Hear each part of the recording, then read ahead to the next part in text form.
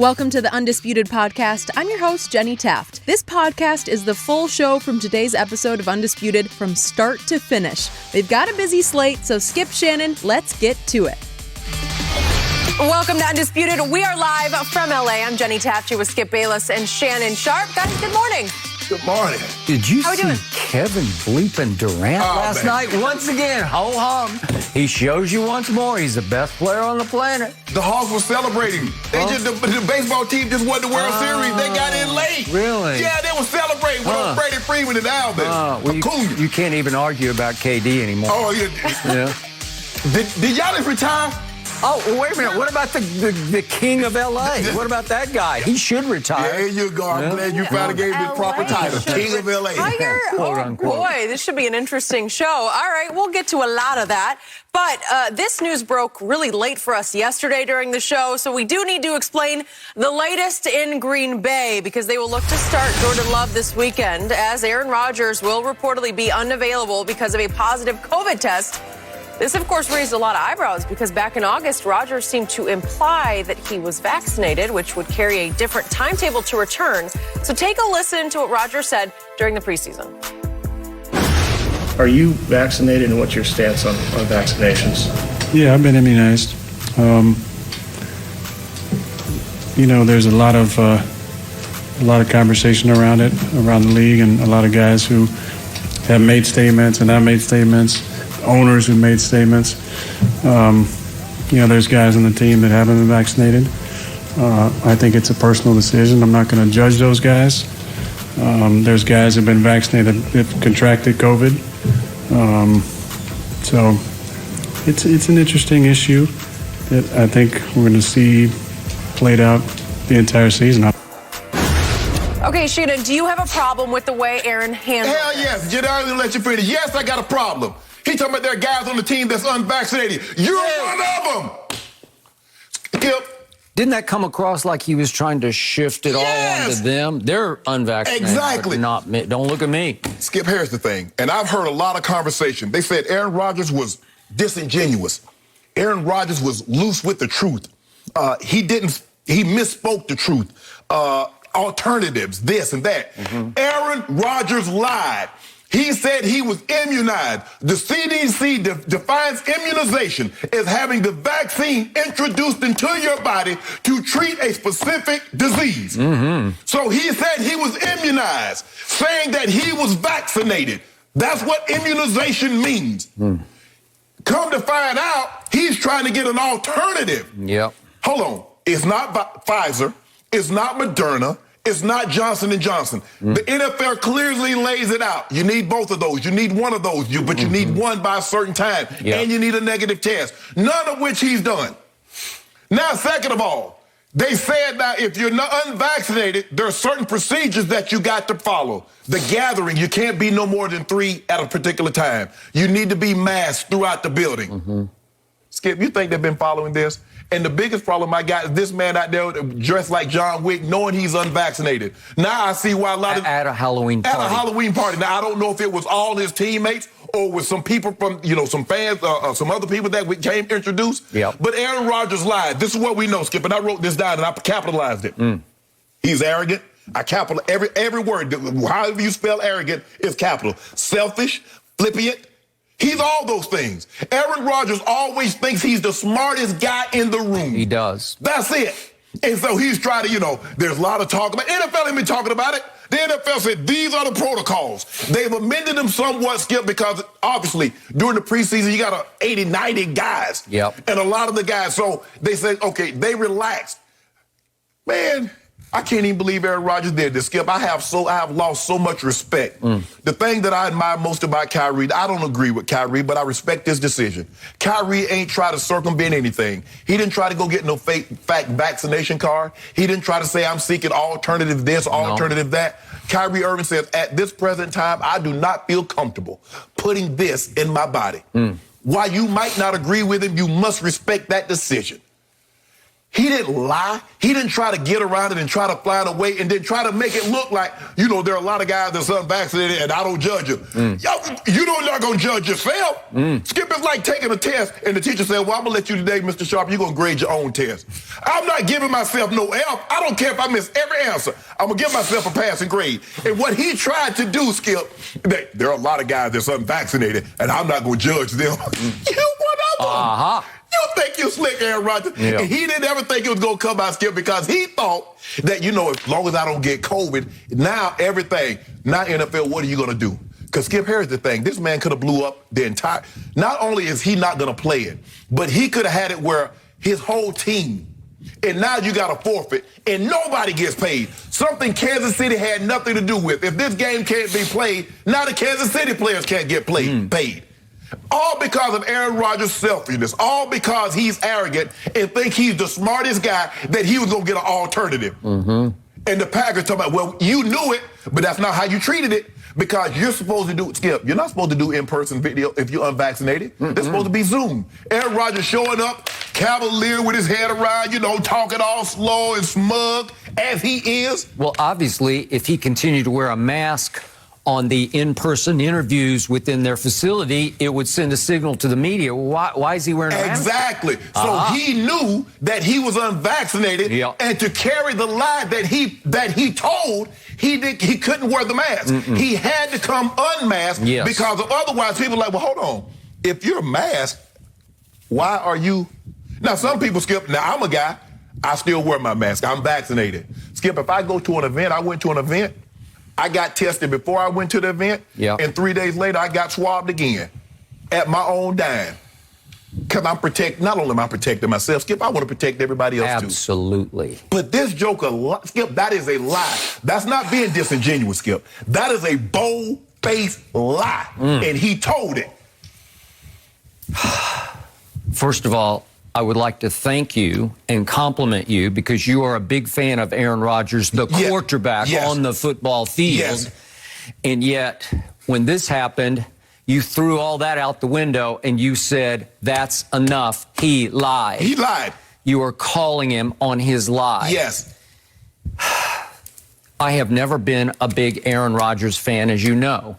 I believe even on the field, he is a blame-deflecting, finger-pointing diva. Yes. Who has now fallen to 1-4 in NFC Championship games. And I still feel like, in general, the media gives him more passes than he throws on the football field. They like him. He's got swagger. He's cool. He's got style. He's John Wick for Halloween. I love that part of it.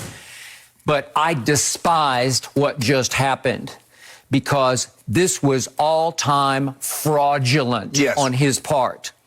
The last we saw of him at Arizona, he's crowing after the game about he's found his bliss with this team, and this team is so together, and he loves being part of this brotherhood in the locker room. And you just sold them all right down the river of fraudulence. You are a fraud of a leader. And, you know, we've got a Carson Wentz, we've got a Kirk Cousins, we have a Cole Beasley who just said, I'm not getting the vaccine, but at least they owned it. Right. I don't know exactly why they didn't, but they just owned it. They just publicly said, I'm not doing it. And they've never tried to deceive the public or to thinking that they had received it. And to Carson Wentz's credit, at least every time I see him on the sideline or after the game shaking hands, he puts his mask on because he is not vaccinated. Correct. So this is the all-time deception, because he very cleverly and craftily sidestepped the issue by saying, I'm immunized, to your point. And I bought it, the media bought it, because it was still kind of early in this process, and nobody thought twice to ask, well, wait a second, does that mean that... Because here's the thing, Skip, because people thought, because Aaron, you know, Aaron went to Cal, so Aaron is so smart, so instead of saying vaccination, he used the term immunized. That's Aaron being Aaron, Skip, because you know he think he's the smartest guy in the room now, so he's going to use a term that doctors would use. Yes, he's immunized. Well, I like the word you used. Slick. He thought he was slicker than all the rest of us. Yes.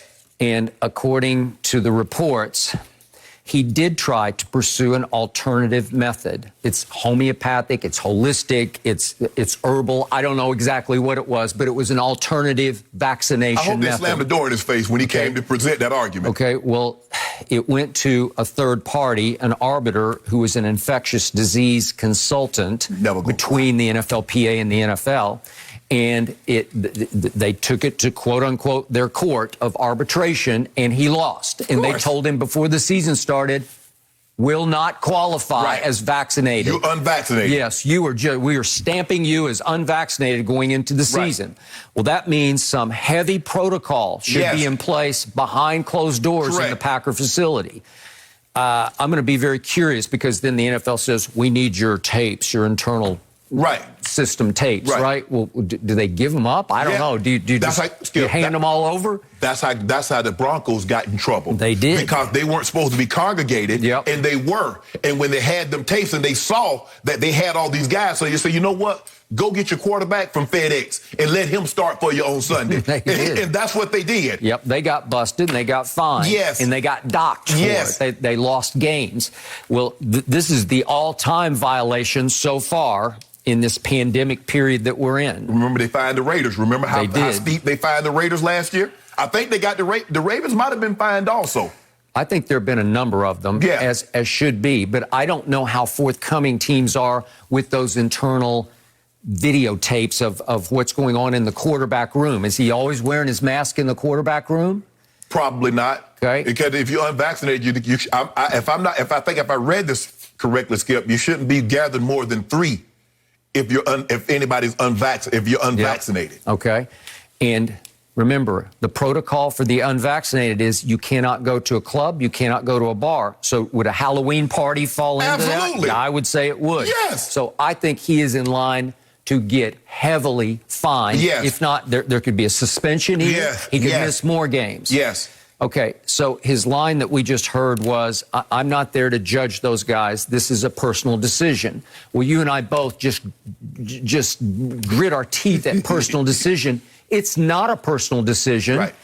If you're taking $22 million to play for a team that belongs to a league that lost millions and millions of dollars through the pandemic last football season, the National Football League, just as we are here at Fox, is doing everything within its power to acknowledge the science, acknowledge what the smartest minds in medicine are saying about how to protect their product. Right.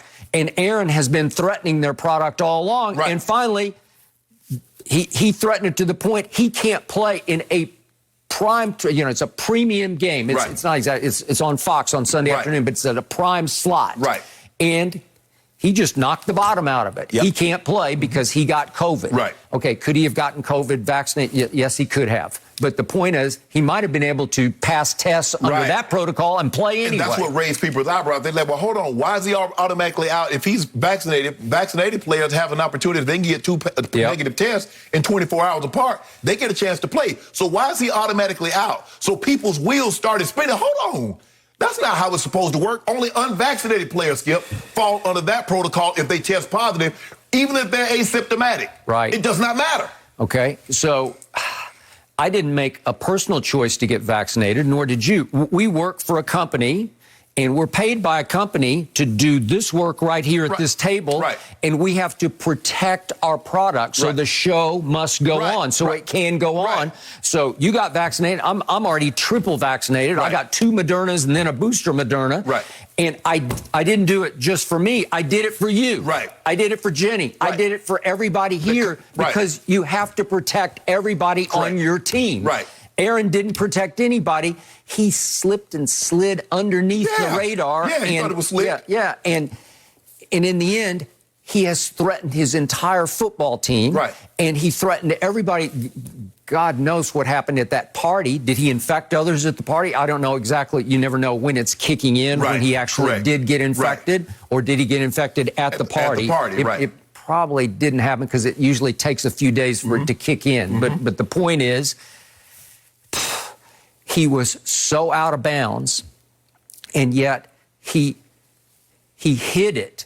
and in ways that, at least if you're unvaccinated and you're public with it, everybody can sort of steer clear of you, and they know that you're not one to sit with at lunchtime or whatever, correct. right? Skip, if he was this cavalier with it, if he was this cavalier, this flippant with it in public like he was, how do you think he behaved behind closed doors? Do you actually think he followed? Do you actually think the Packers required Aaron Rodgers to follow protocol when they knew he was unvaccinated and sent his butt out there in an indoor setting to do press conferences? They knew he was unvaccinated from day one. And they're complicit in this. Exactly. So now they say, well, we've been following protocols. No, you haven't, because unvaccinated players are not supposed to be in a closed setting doing in-person interviews. So you haven't. So we're supposed to believe that you follow protocol in all other instances. It was just this one instance in which you did not follow protocol and procedures. No, I refuse to believe that. In the NFL, come on now. This is one of the problems that people have with it, is the inconsistency. I get that's Aaron Rodgers. And Skip, we know you've been around this game, and you know sometimes all players aren't treated equal, but they're all treated fair. In this situation, you got to treat them all equal. You got to treat all unvaccinated players the exact same. You can't treat him different because he's Aaron Rodgers and unvaccinated versus a guy that's number 46 on the roster and unvaccinated. Unvaccinated is unvaccinated, and each player is equally as dangerous.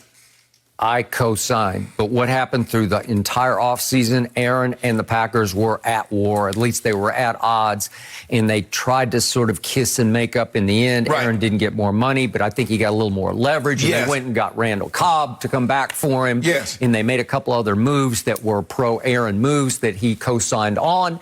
And here we are at a situation where they're trying to make it better for Aaron, and I think they made it so much better that they went along with his charade on this. At 1,000%. Yeah.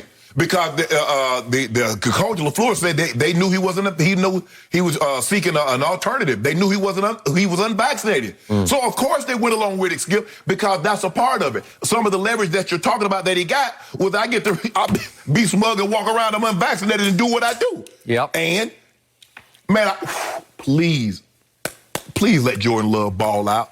Please. I'm with you on that. I'm surprised you're going there. Please let this man ball out. I was thinking this morning, I'm going to root for Jordan Love. And it's not that I want to see Aaron Rodgers fail, because I don't.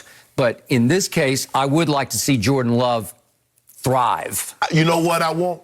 I want Jordan Love to thrive, because I want them to move on from Aaron Rodgers, because I want him to feel what it's like. Because he thinks if they move on, that's going to do something to that pride, to that ego. I don't care what Tom Brady won a Super Bowl, but the mere fact that the New England Patriots was willing to move on, that hurt him. Peyton Manning, even though he won a Super Bowl, won an MVP, the Colts moved on, that hurt him. Brett Favre, they moved on, that hurt him. That's going to hurt that pride, because he thinks he's so high, they can't move on, especially because what did he keep mentioning in offseason? You know, I threw a monkey wrench in their plan. I won the MVP. They can't move on now, so they at my mercy. Yep. Skip, I cannot believe. But then again, as I sit back and have watched this guy for 16 years, everything that happened yesterday, I can believe it. Yep. Because that in a nutshell is who he is. Thank you. And that is a lot coming from you. That is a huge mouthful, because you have been such a big Aaron supporter in the 5 years I've worked with you on this show. I think he's an unbelievable player. I don't think he's the best person, but I can differentiate between the two. I can judge him solely on his ability on the football field and leave my personal opinion about him as a person, leave that totally out of it. Okay. And just for those who might think we're overreacting to this, just for the record, COVID-19 has caused about 5 million deaths around this world, and around 750,000 have died thanks to this disease in the U.S. In the United States. Okay, so just for the record, that has happened, and we're still in it. We're still fighting it. And a lot of businesses lost their business. A lot of people lost their jobs. So, it's caused some irreparable damage for some. Because life, you ain't getting that back. Some of these small businesses, they aren't coming back. So in the end yesterday, I did want to hear from Aaron, and all I got to hear was from LaFleur, the coach. We're going to talk about that a little later in the show. and two of his teammates, Kenny Clark and Aaron Jones, had to do their media availability, so they had to answer for him. And I know that really pushes your button. No, I don't want to answer. No, you go face the media. You go do it. You got Zoom at home? Get on the thing. Okay, you quarantine, but that don't mean I've seen people play. I got coded, and they still do their Zoom. Get on Zoom and talk to him and say, "Well, Aaron, what were you thinking? Why did you use the term immunize when you know what that means?" Guy from Cal, I would assume he know what immunization means. So why would you use that term knowing that you haven't been immunized? Why did you lie? I don't want to hear less than forthcoming. I don't want to hear loose with the truth and disingenuous. Aaron, why did you lie? I would like to hear that from him. The media darling that has been Aaron Rodgers. He just got exposed. Yes. And we want to hear why he did that to his team, to his locker room, to his franchise. And all they had done is win 7 straight games. And all of a sudden, that's obviously in jeopardy thanks to him and his lack of vaccination. Well, we know why he did it. He's selfish. That's why he did it. And then he used the term, talking about, I'm not going to judge the guys that's unvaccinated. You one of them. Of course you're not going to judge yourself harshly. Because, what would that... If I've done something, why would I say that? And that's normally how criminals. Well, it wasn't that bad. He only shoplifted a few dollars. He only went like 3 or 4 miles. You broke the law. You were wrong, Aaron. And Packers, you complicit. You're co-conspirators because you knew it, and you still trotted him out there and let him go into a closed-door setting and did in-person interviews and in-person press conferences. You knew it. Let him go shake hands with opponents without a mask on. Yeah, he knew it. He run it up all up in people's face. Man. No mercy. The Browns were left without Odell Beckham Jr. at practice yesterday as the All-Pro wideout was excused after he wasn't traded Tuesday. Kevin Stefanski kept it short with reporters as he said the front office is looking at OBJ's future with the team, but Baker Mayfield spoke at length about how he felt as the situation has unfolded. Take a listen. Hurt? No. Surprised? Yes. I think there's different things that play a factor into it. I've had conversations with his dad before, man-to-man, face-to-face, and I was pretty surprised by the video. One of the allegations that was made yesterday was that you're deliberately not throwing Odell the ball on purpose. Like, what do you make of that?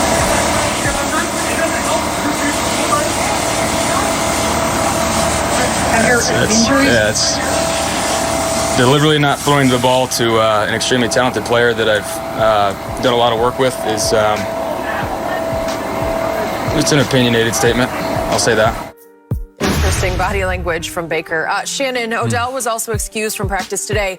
What happens next? They're going to move on without Odell, and they should. We talked about this offseason, Skip. We said they should move on from Odell. It hadn't worked. I don't believe that after Skip, I mean, it doesn't take time. I get it. Okay, maybe it takes 4 or 5 games. Okay, maybe it takes a season. But we had seen 2 seasons, even though it was a shortened second season, we saw that there was no chemistry between Baker and Odell. Okay, move on. It's okay. It didn't work. There have been situations before where teams sign free agents, and for whatever reason, the thing that I love about Mike Tomlin says, look, you know what? It didn't work. I'm sorry that it didn't work for us and Melvin Ingram, but hey, there's a reason why we like to build through the draft. Okay, fine, it didn't work. Antonio Brown. Skip, a lot of teams. We sign a guy, we think it's going to work, it doesn't work. You don't hold on. That's the one thing I do like about Coach Belichick. Coach Belichick, you're not finna just sit right there, well, you know what, I made a mistake, and I'm going to keep you on the payroll because I made a mistake. Coach Belichick going to move on. Cut, baby. He going to move on. It's as simple as that. And this is what they should have done with OBJ. I believe Baker Mayfield is surprised. I believe he's also hurt because, like he said, I've met this man's dad. I've had conversations with this man's dad. I'm pretty sure they've had dinners together. So, Skip, I'm sure he is both. But Baker said something very interesting that we didn't get. He said, we still have guys like Jarvis that are team-first guys. He didn't mention Odell. So he speaks in that term like, okay, yeah, we got a lot of team-first guys. The guy that y'all are talking about right now is not one of those guys. So for me, Skip, I think it's a no-brainer now. It's over. OBJ's tenure in Cleveland is not going to continue. They sent him home yesterday for a reason, and Skip, we know this. I say, man, I don't know how he goes back in there because it's going to be very uncomfortable. The internet, the one thing about the internet, once there's something out there, it's out there forever. So things that was on the internet in 2009, you can go right back and pull it up. Yep. I didn't know how it was going to work, Skip. I don't know how it was going to work because in a locker room, when something like that happened, what is the other person thinking? That came from you, bro. Bingo. That came from you, bro. You put your old man up to that. All right. So we have gone back and forth. You still believe in Odell? Yeah. I say he's declined to the point he's become far more trouble than he's worth. I still believe in Baker, and I believe that the irony of this situation was that in that first year, Baker went completely out of his way and overboard to force the football to an Odell Beckham Jr. he loved. He loved him off the field. He idolized him. He loved his celebrity. He loved to hang out with him. He loved to go out with him. And he loved throwing the football to Odell. And for whatever reason, he continued to force it maybe into double coverage, and it did not click from the start in ways that both of them badly wanted it to click. I don't know why. They just don't have on-field chemistry. Some do, some don't. And Baker's biggest problem going back to the first year was that he became so Odell-centric, Odell-conscious, that it was messing up the offense with all the other receivers. And it wasn't until, I'm knocking on wood for Odell, he got hurt yet again, and he's had nothing but injury after injury that I think has sapped some of his electricity from his body. It finally happened at Cincinnati. He got hurt again. He was gone for the year, and Baker took off in ways you don't see it as taken off, but by his standards, as a still young quarterback, and he's had coordinator after head coach after coordinator, but he took off over the last 11 games last year. He was 20 touchdowns to 3 interceptions without Odell. They won 8 games and lost 3. They beat Pittsburgh, their arch rival, at Pittsburgh in a playoff game. And here we go into this year, and Odell's back. Not back from the start, but back all of a sudden when they're starting to teeter, and it crumbled completely to the point that Odell became literally untradeable. That's all you need to know. I think they tried their behinds off to trade him for anything. For the 7th rounder you said that maybe somebody would give. And I think nobody wanted to give anything because they were going to have to pay him $8 million. And they see that his receiving yards per game have declined for 4 straight years. They look at Pro Football Focus, your favorite website. It now grades Odell the 64th best receiver in pro football, tied with Byron Pringle, Kansas City Chiefs. And in the end, they felt stuck with Odell. So now I said before the trade deadline, just cut bait, just let him go, and then it'll be a happier ending for everybody, because then at least you'd feel good about let Odell go make his choice. He can go choose wherever he wants to land. Wherever he wants to go, yep. Okay, I will raise one other possibility here, because they're still afloat in the AFC, because everybody's still afloat in the AFC. Within their division, Pittsburgh is still fighting, and Baltimore still. But I'm looking at Baltimore and Pittsburgh as 2 teams that could use Odell. Right. You could argue, especially your Ravens, right? Yeah. Okay. I think they're a little gun shy about just cutting bait right now, because if he goes to Baltimore or Pittsburgh, maybe he would be rejuvenated. He have a new spirit of revenge, like I'll show you, and I don't think they want that to happen. So do you remember what happened to Terrell Owens once upon a time in Philadelphia? Yeah.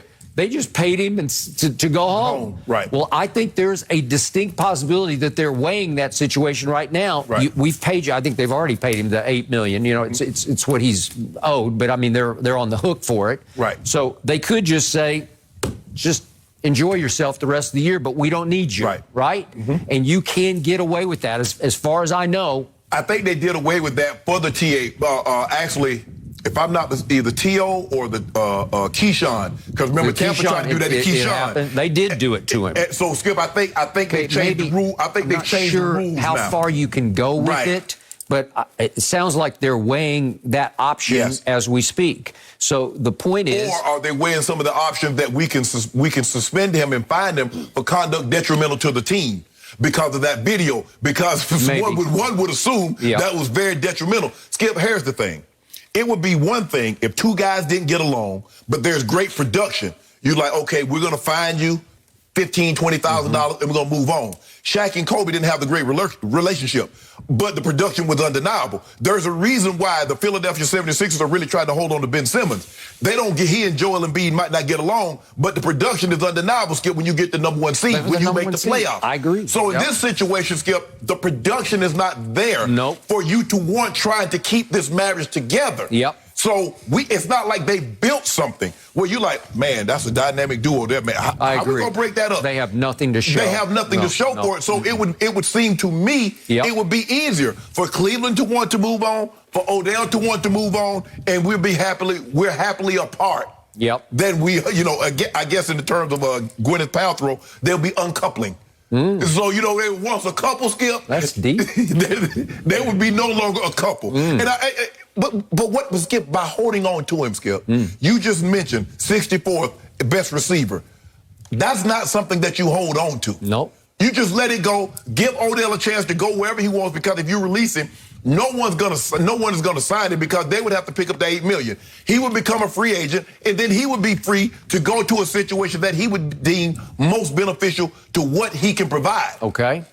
So bottom line to this is, whether you love him or not, Baker Mayfield is still the franchise quarterback. Yeah. And you just heard him, and you just saw, as Jenny alluded to, his body language. He was blindsided by this because he thought he was at least friendly, if not friends, with Odell's father. And this just came out of nowhere and knocked him over. Wait a second. He put this up on the internet? Showing all the routes that Odell ran that I didn't throw him the ball, and then it took him a while to think through an answer about it. But he said, I'm paraphrasing his remark, but he said, you're saying I deliberately decided not to throw the ball to an extremely talented player I've done all this work with? He loved him. No, that's not what happened.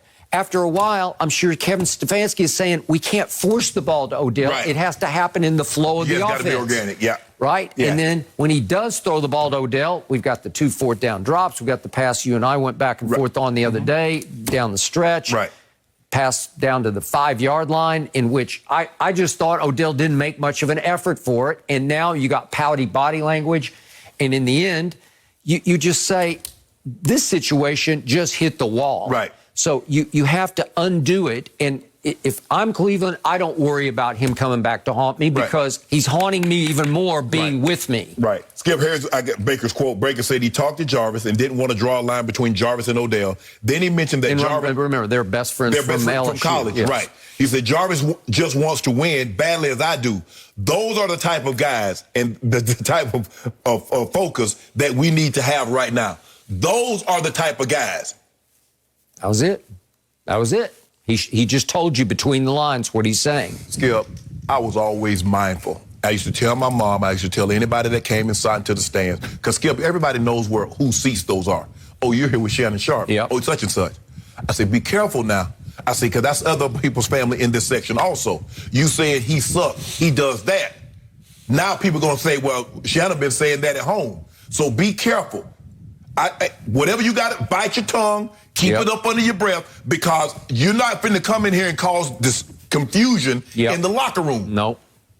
That's what just happened with Odell's dad doing that. Let's give Odell might have had nothing to do with that. That might have been Odell's senior saying, I'm tired of this bull jive that y'all keep talking about my son can't play. Well, let me show you what my son been doing and what's been happening while my son's been doing it. That could have been the case. Could have been. But nobody will believe that. They can believe Odell put his dad up to that. They believe Odell put LeBron up to that. That's just the way it works. So I believe even the Odell-Baker bridge just got burned to the ground. And Baker's quote yesterday was, if he's back, if he does have to come back into the locker room, into the huddle, into the game plan, he said, we'll have to do whatever it takes to work through it. Well, I just don't know. That's going to require a sit down and a soul search. And I don't know if either is capable of having a meeting of the minds on that one at this point. Skip, that's a situation we just move forward. The likelihood, there's a good chance that we probably won't cross paths again. But if we were to, hey, man, how you doing? Congratulations on success, and just keep it moving like that. as minimal conversation as you possibly can. That's not something that you stand around and you chop it up and you chew the fat like you did when you boys. Like when I go back and I see guys from Baltimore, Skip, we cool. I see guys from them, we stay, hey man, yada, yada, yada. We cool. But nothing went wrong. But that's what I'm saying. You won championships together. Skip, that's what I'm saying in this situation. You be cordial, Skip. It's not like, man, I don't fool with you like that. But you know you keep it as short as you possibly can. Hey, bro, how you doing? Hey, congratulations on the season you just had. And you just keep it moving just like that. Okay, so I picked the Browns before the season started to represent the AFC in the Super Bowl. I don't love my chances, but I'll tell you this. I like my chances a lot better without Odell on the football team. I told you Odell needs to be someplace that he wants to be. I don't know if Odell fully ever really bought into Cleveland. That's not his. Skip, I mean, going from New York, you played it for the Giants, and even though you're not winning, you are in the media, you in New York.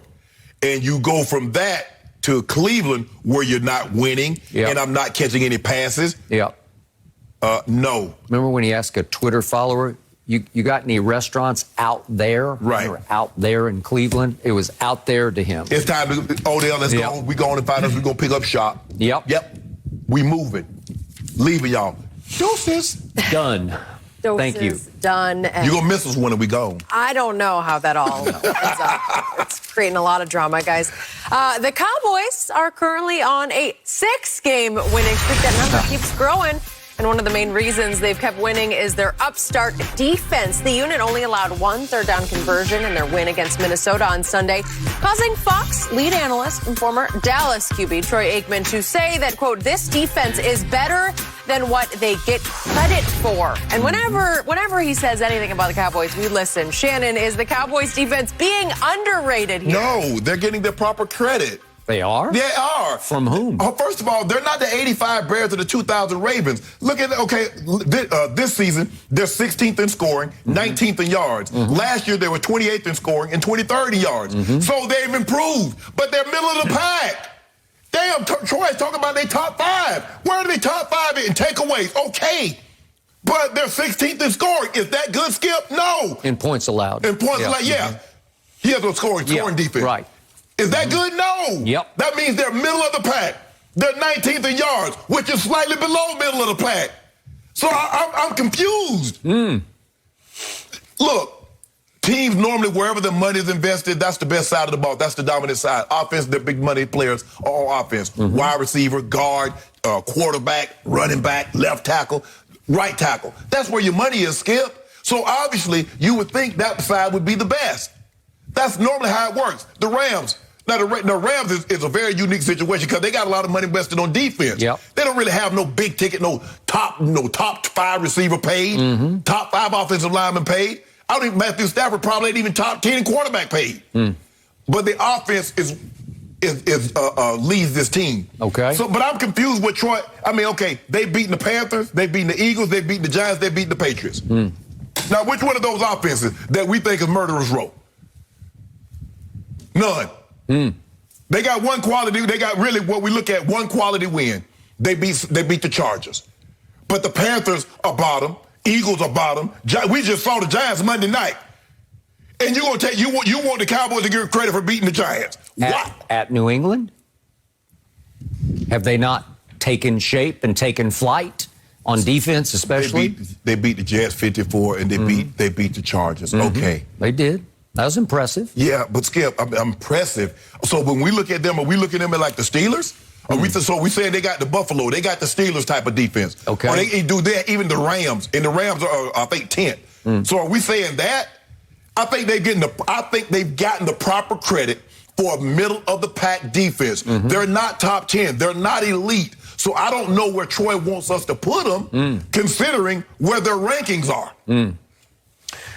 I hear you about the rankings, and I will reiterate to everyone, 16th in points allowed, 19th in yards allowed. Pro Football Focus grades them as the 18th best defense. So it's all middle of the pack, right? And by the way, at the top of the list for Pro Football Focus grades, Bills, Rams, your Broncos coming to Dallas now, Saints, who were sensational against Brady, and Vikings. Pretty good defense. Okay, so Troy's point was that Yeah, he gives Cooper Rush high marks for all of his contribution. Right. It was shocking how Right. great he was on Sunday night. Right. But Troy's biggest point was that the defense rose and shone at every moment it had to keep Right. them within striking distance, right? Yes. Because Yeah, we said that on Monday, though. Okay, We all came right. in and said that. 1 for what was that? 1 for 13 on third down? 1 for 13, and that's called situational defense. Yes. And Troy's quote was, Minnesota's offense, they've been rolling pretty good, putting up a lot of yards and doing a lot of really good things. Well, I do agree with that because right here, right now, Minnesota's offense is 5th in overall yards gained, 5th, 6th in passing yards, and 8th in rushing yards. Right. So it's a top 10-ish offense. Right. However you want to put all those stats together, Right. it's top 10-ish. And it had just it was actually coming off a bye, so you got that going too for Minnesota. Yes. But its previous win, and they had won 3 out of 4, was at Carolina. Well, in just points allowed, Carolina's the 5th best defense in pro football. They had Kirk Cousins' offense had just hung 34 on Carolina at Carolina Right. to win that game 34-28. Right. So think about that. They scored 34 at Carolina, and then they took the ball and went right down the field with the opening kickoff and went up 7-0. Right. And then, as I told you on Monday, Cooper Rush predictably threw a big interception. Right. And the defense said, no, we hold and we force you to punt. Right. And Cooper Rush had a strip sack. And the defense said, no, we force you to punt, Kirk Right. Cousins. Right. And then there was a missed early field goal by Zerline. And it could be a psychological killer for a team on the road Right. that's not sure who it is yet. And the defense said, no, we force you to punt, Kirk Right. Cousins. 1 of 13 on third down. This defense is being underrated because it just makes the plays it has to make. And all of a sudden, we're going to talk about the Pro Football Focus midseason all-pro team because there's somebody at quarterback on that team that I don't know. It's this, I don't either. This 44-year-old guy. I don't know how he did it. I don't either. But he's first team all-pro at midseason. I don't know But anyway, how. we're going to discuss that. Okay. Your man, Micah Parsons, you Yes. saw him coming before I did. You said he's the best defensive player in the draft in Dallas. I think wanted one of the cornerbacks and couldn't get him because they got snatched out from under Jerry's nose. And he just sort of traded back and said, well, we'll take the Penn State kid. Right. He has changed the way my team plays defense. Micah Parsons should have made this team. He did not make the first team all-pro midseason team, and I believe he belonged. The problem is he a jack of all trades, master of none? Because I think some people think that because he plays like 15 positions. Yes, I yes, don't know where he's yes. going to line up next, and I don't love it, except all he did on Sunday night at Minnesota was dominate the game with 11 tackles. 11 from heaven, number 11 from heaven, had 11 tackles, which led both teams by far. Right. Because he was everywhere the football was. That changes the way you play defense. And remember McCarthy's quote early in the year? He said, I've never seen one side of the ball get flipped in an offseason the way we flipped our defense. Yeah. That they were a give-up defense a year ago. Right. They couldn't stop anybody. Yeah, well, Skip, I think a lot of that has to do, that's why Troy is basing it. If you look at last year's defense when they were 28 in scoring and 20, 30 yards, yes, this defense is vastly improved. You've moved up 12 spots. I mean, it's not vastly, it's like all-time Yes, improved. I've yes, never seen this yes, happen before, yes. where you flipped your script Right. around to we're pretty good from we're the worst. Right. I thought they were the worst defense in pro football. I know the Texans end up giving up more rush yards Right. after we got run off the field, remember, by Cleveland and Baltimore and Arizona. Yeah. It was all time for me as a diehard lifelong. It was as humiliating, as low as it could get, where I just said, wait a second, that defense doesn't even belong. That's not an NFL caliber defense, even for a bad team. I mean, but think about it, Skip. If you're number one in takeaways, yet you're still 16th in scoring D and 19th in yards, with 14 takeaways. Yep. Okay. But you were hanging in against the GOAT at the GOAT on that opening Thursday night. They went up and down the field. Okay. But you made just enough plays to hang in enough for your offense to have a shot late in the game. You took the ball away 4 times and you still gave up 31. Okay, but so how did- good is it? You took the ball away 4 times. That didn't happen last year. Started happening at the end of last year. Yeah, but but I don't think, did Dak turn the ball over? I don't think Dak turned the ball over. So think about that. They got no turnovers and hung 31 on you. They're the defending champions, What they got to do? and they brought everybody What they got to do with anything? Well, it has everything to do. I thought my team had no shot in that game, and it came down to a walk-off field goal. They had your hype. You had your hopes up. You thought because you took the lead, you actually thought you was gonna win the game. Well, just like the other Cowboys. I sat back. I asked, pop me a cold one, and said, "Tom, do what you do. Okay. And stop playing with these people." Well, unfortunately, Tom didn't do what he does at New Orleans on Sunday, right? I wasn't talking about that. I'm talking about against the Cowboys. Okay. Look, I'm not saying, but let's not pretend that the Cowboys just turned into the 85 Bears or the 2000 Ravens in front of our eyes. Yes, they are improved from last year, but Skip, could they go any lower? Okay. Randy Gregory, I predicted, was going to have a breakout Pro Bowl season, and he is on course. Yes. Because on the weekly Pro Football Focus teams, all weekly, he's made 3 of the last 4 as the #1 edge rusher of the week. That's 3 of 4. That's Pro Bowl performance, right? He's playing extremely well. He's starting to remind me a little bit of that bendy, edgy, off-the-edge player. I'm not saying he's Von Miller, but he's a little bit. Jerry's even starting to rhapsodize about he's got the Charles Haley intellect. I don't know exactly what that is because I love Charles Haley, but whatever. You're seeing him change games. Yeah. Trevon Diggs has changed some games. It seems to me, Skip, they have an elite level player or a guy that's on the verge of being an elite level player at 3 different levels. You take Randy Gregory, you take Michael Parsons, you take Trevon Diggs. There you go. So you got 3 guys, and basically that's how they want to play. Okay. And then all of a sudden, this week's Pro Football Focus all-weekly team features Justin Hamilton, like a defensive tackle. Yeah. He was disruptive the other day. And he was, and I don't even know who he is. Right. He's bounced around, and all of a sudden, they're getting that kind of performance from Justin Hamilton. Right. They have depth. Diggy Zua in the interior line, the rookie from UCLA. And all of a sudden, they can bring in waves of pass rushers. And it's starting to look like a real, live, authentic defense. Yeah, I think the thing is Dan Quinn has simplified a lot of things. Go attack the football. It's really simple. Skip all that reading and reacting. Just go attack the football. Get there in a hurry. Everybody's going to the football. And normally that's what happens. Good things normally happen when you put a lot of hats on a football. The ball's going to come out. They getting takeaways. Ball pops up in the air because you're hustling.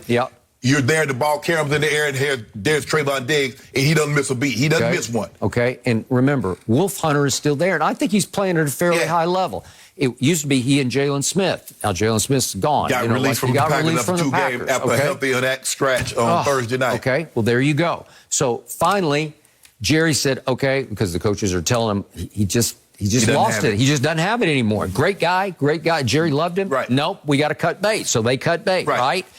And yet now Keanu Neal's moved up from safety to linebacker. He's a force at linebacker. So you got those two, and you got Micah going all over the place doing different things. And then you got Kazee and Curse at safety, and Hooker at safety is playing. Malik Hooker's playing pretty big ball. And all of a sudden, I'm saying this is a legit playoff caliber defense to me. Situationally, they are making plays when they have to make them. Well, I think the thing is, Skip, is that the defense, if you have an elite level offense, your defense will look pretty good. Because for the longest time, remember now, Patrick Mahomes did a lot of masking for the defense that he had. But they're going to have to score points because everybody that they could possibly face can do what? The Rams can score. The Cardinals can score. Tampa can score. Green Bay can score. So we're going to see, because they got a team, they're going to face teams that can match their offensive firepower. Okay. I got you on all these stats, these yards allowed. Yeah. Doesn't look that pretty, but every time I watch my team play and then I sit back and I want to tell myself, but my defense isn't good enough, then I second guess and I say, you know what? To my eye test, it's starting to look better and better. And I do think it's being underrated because these stats say it shouldn't be rated much at all. I think Troy is onto something. It's not getting the credit it deserves. So how much credit should they get for a middle of the pack defense? So in other words, you don't realize how smart he is when he's getting C's. So how should I assume that he's an A student when he's getting C's? You need to show me. 6-1. Okay. and the one was a walk-off field goal against the defending champs on the road on opening Thursday night. If Troy had said that about your offense, I would have sat here and 1,000% agreed with him. Yeah, but everybody sees the offense. Okay, thank you. Right? Thank you. Why? Because we see what they do on a weekly basis. You can't say, well, look at the numbers and what they did against one game against the Vikings. Really, Carolina? You want me to say, man, woo, boy, they stymied Carolina. Ooh, the Giants, boy, they took it to the Giants. Man, they put something on the Eagles. Really, Skip? I think to stymie Kirk Cousins and Justin Jefferson and Thielen and Dalvin Cook, if you stymie them on Sunday night television on NBC National at Minnesota on Halloween night, that's an achievement. You told me, you've been telling me for the last 6-7 years, you have little to no respect for Kirk Cousins. Little. Okay. And look at his prime. Okay, but you've been telling me you have tons of respect for First Cousins. I should have, but here's the thing. You're in the Hall of Fame. I'm not, so what do I know? But here's the thing, though, Skip. It was a primetime game. And that if it was a regular game, if it was a 1 o'clock, anytime in prime time, you already know Kirk Cousins going to wet the bed. So that's on me. But that's me, because I should have just gone back to my notes, knowing that what he does in prime time is not very good. So that's on me, Skip. You got me with that one. Who picked Minnesota to win that game? I think the Hall of Famer did. I did. Thank you. But Skip, I went. It's prime time. You lost it. Yeah. When does Kirk Cousins ever perform well in prime time? Don't tell me. Yeah. You got me. I tried to warn you. You suckered me. Okay. I tried. Yeah, no one needs to remind me either. I'm well aware of how he plays in primetime. No mercy. Excerpts from Scottie Pippen's memoir still have social media buzzing yesterday as Pippen didn't hold back about how he felt about Michael Jordan and his documentary, The Last Dance. And some people are criticizing Pippen for calling out the teammate that helped turn him into a household name, while others are sticking up for Scottie's important role on the Bulls dynasty. I see both here. Shannon, is Scottie Pippen's career overrated or underrated? I think it's underrated. And anytime you play with a historically great player, Skip, you're going to be devalued. That's just the way it is. It took Kobe playing without Shaq for us to get a proper appreciation of who Kobe Bryant was. Because Shaq carrying Kobe. He carried him. Kobe wasn't getting the credit that he deserved. I don't think McHale gets the credit that he deserved because he played alongside Bird, Skip. That's just, who can play alongside LeBron and get the proper credit? We devalue Chris Bosh. We devalue D-Wade. We devalue Kyrie. Kyrie was what you see right now. Kyrie was doing that with LeBron. But we didn't give him the credit. And Skip, we got to stop this notion. If a guy doesn't win the MVP, he's a bum. You can be a great player and never win an MVP. It's okay. And it's like, well, he wasn't Michael. Who was? There's only one really, when we think about that, Skip, there's even one guy that even gets brought up in the conversation, whether you believe it or not. I had a conversation with Ken Griffey Jr., and he was telling me the story how some parents were saying, well, your son will never be you. He said, well, name 5 people who ever was. Skip, I mean, there ain't no slight to say he's not Michael Jordan, Skip. I mean, the guy, what we see with LeBron, the point forward, was him. The championship runs, he led in rebounds, he led in points, he led in steals, he led in block shots. Jordan led in scoring. Normally, he took the best offensive player. He guarded the Larry Birds. He guarded the tough assignment, the Magic Johnson. Scottie Pippen took him. He was a 10-time all-defensive player. 8 times he was on the first team.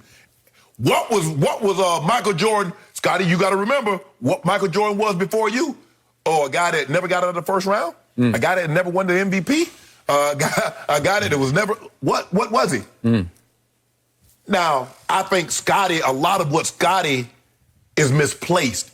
Jordan never undervalued because you can't get mad at Jordan because of the way Skip Bayless or others perceive you. That ain't Jordan's fault.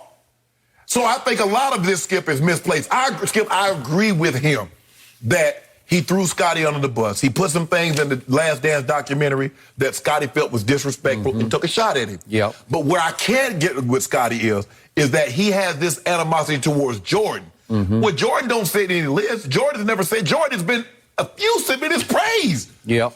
There's no Michael Jordan without Scottie Pippen. He said that over and over. So I just think there's some things that's going on. Maybe he's not as close. It's okay, Scottie.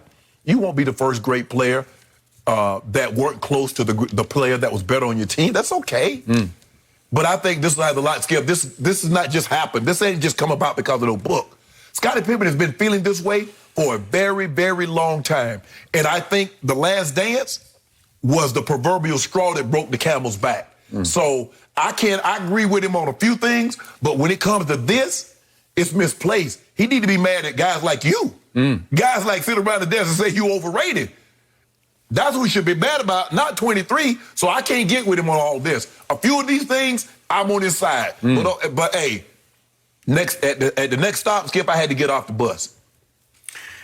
My turn. I covered the 1998 Chicago Bulls, the Last Dance Bulls for the Chicago Tribune, so I was there. I knew a lot of people in and around that team, and yet I have had media friends of mine who I've known forever try to make the case to me that Scottie Pippen was one of the most, if not the most underrated player in NBA history. Right. And I am dumbfounded by that whole notion because to me, he is one of the more overrated players in NBA history because I saw it up close and personal with my own eyes and my own gut feelings and my own eye testing. Scottie was viewed within the organization as not the mentally toughest guy, not a leader, more of a follower, that Michael did wonders for him just being in Michael's orbit in his force field because it raised the level of Scottie's game. He was a talented player. He was a very good player. But he was also, in the end, mostly a product of Michael Jordan when it came to he was one of the top 50 players. There is no way he's one of the top 50 if he were the alpha and the leader and the leading scorer or the dominant player on another team. He's not going to be a top 50 player. And just for the record, when he left Chicago after Michael walked into the sunset and said, if you run Phil off, I'm done. And Michael stayed retired for 3 years after 1998.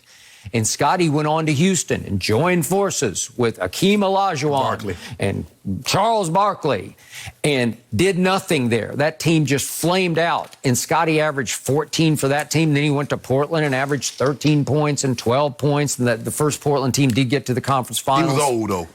Was he? Yeah. He was 33 and 34, which was Michael was 34 in the Last Dance season.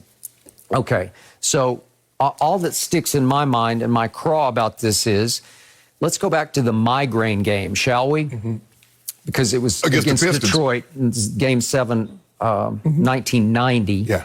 And all of a sudden, Scottie comes up with a migraine. And they brought it up in the documentary because Jordan was just beside himself. Like, I need you now. You got to come with me here. I need some help here to go after these bad boys because they were bad boys. And what happens in Game 7? Scottie gives them a grand total of 2 points and 4 rebounds. Went 1 of 10 from the floor and 0 for 2 from 3 and didn't even shoot a free throw. And Michael scored 31 with 8 rebounds and 9 assists, and they got blown out, 93-74. Okay, so that was issue number 1. He's like, well, what I got to be in the Last Dance? That ain't got nothing to do with 98 season. All right, so then we get to the 1.8 seconds left game. Oh, yeah. Which is Game 3 of the 94 playoffs, round 2 against the Knicks. And there's no Michael because he is, quote-unquote, retired. He was forced to retire. Scottie won't acknowledge that. And Scottie was in the huddle, and Phil Jackson calls the last shot for Tony Kukoc with Scottie inbounding the ball, reminiscent of LeBron at Chicago, right? Correct. When Black called the last play for Kyrie. And LeBron said, hell no. And to LeBron's credit, he said, give me the damn basketball. And it wasn't a 3, it was a 2 from the corner. But he made it. That was one of the best shots LeBron has ever made because it was a mad shot. I love LeBron mad. Scottie didn't get mad. He quit. He pouted. He sulked. He just sat on the bench and said, I won't even go in the game. And to Kukoc's credit, he went in and stroked it home. And they won the game and survived and got all the way to Game 7 against the Knicks, but they lost in 7. And in the Hugh Hollins gave that bullshit. That was a whole nother issue. But in the Game 3 post-game locker room, Scottie got excoriated by all the rest of the Bulls who said no. Bill Cartwright was hurt. No. He said, Scottie, you let us down. Do that. And then Scotty recently went on Dan Patrick's show, and he's said this several times in his career, and accused Phil of being racist by doing that, by calling the last shot for Kukoc. But he took it. But in the book, he took it back. Right. But he dismisses it as the moment of truth had come for Phil, and he abandoned me, is the point. But he also backed off and said, for 30 years, I tried to make it justify racist. why he would do that, because that's the only explanation that I could give. Right. That he had to be racist in order to take that. He keeps saying, Skip, that's my moment. That was my moment. Yep. Okay. And then my third instance of Scottie Pippen came in Game 6, Michael's last game in the Last Dance season at Utah in the NBA Finals. Okay. And before the game, I was told by Bulls insiders that Scottie was under the weather, number one, but he was also dealing with the back tightening, spasming. And so he was not himself. And what did Michael do in Game 6? He went out and scored 45 points of their 87, because they ended up winning 87-86. And if we could see at the end of the game what happened, you can see the last shot here on Brian Russell, and Scottie's just wide open, and he was there. I have a picture of it where his hands were up for a second wanting the ball, and Michael just took one little look at him and said, "Nah." He's like, "Man, I ain't finna pass you the ball with that bad back. I'm not going to let you do this. I'm going to do this, and I'm going to hold the pose." Yep. And I've told you before, I'm not a memorabilia collector, but I bought this picture while I was at the Chicago Tribune, because it was down in the gift shop at the Tribune, and it's an end zone shot of Scottie with his hands up like this, and Michael about to do what he did. Right. And it's vintage, it's classic. Right. That was the essence of their relationship. And again, Scottie hates the Batman Robin, but he was Robin, and he was a very good Robin. Right. But in the end, Batman just said, I got this. Let's give it. I'm going to make this shot. I'm going to hold the pose, and we're going to win 87-86, and I'm going to leave into the sunset. Skip, I mean, I'm trying to think of a time that there was a situation that you've had what we call a duo, and you've had two Batmen. Well, no, it won't work. I mean, unless you get the Steph Curry KD. But that was a whole different dynamic. But Skip, when you get it didn't feel duo-ish. It didn't. No? It did not. Yep. So, but see, Skip, I think the thing is that because y'all won't. Scottie said, if you gave me a little credit, just give me a little, because the year that Michael was away in '94, Scottie did finish third in the MVP behind Elijah and Robinson in front of Shaq. He did win the All-Star Game MVP. So it was like you guys just like he was just a guy, and he wasn't just a guy. He wasn't just a guy, but he wasn't a top 50 player to me. But here's the thing, Skip. At this, what you're doing is that you're placing all the emphasis on scoring.